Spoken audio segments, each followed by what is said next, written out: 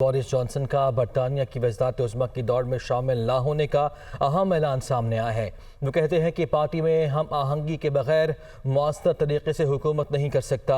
ऋषि सुनाक और पेनी मॉर्डन से इस मसले पर बातचीत की है, लेकिन अफसोस इस मसले का हल नहीं निकल सका है। तो अहम खबर है, बोरिस जॉनसन का बरतानिया की वज़ारत उज़्मा की दौड़ में शामिल न होने का ऐलान सामने आया है। इससे पहले खबरें ये सामने आ रही थी कि वो इस दौड़ में शामिल रहना चाहते हैं, लेकिन अब खबर ये सामने आ रही है कि बोरिस जॉनसन ने बरतानिया की वज़ारत उज़्मा की दौड़ में शामिल ना होने का फैसला किया है। उनका मौक़िफ़ यह है कि पार्टी में हम आहंगी के बगैर मौसर तरीके से हुकूमत नहीं कर सकता। उनकी जानिब से ये भी कहा गया कि ऋषि सुनाक और पेनी मॉर्डन से इस मसले पर बात की है, लेकिन अफसोस इस मसले का हल नहीं निकल सका है।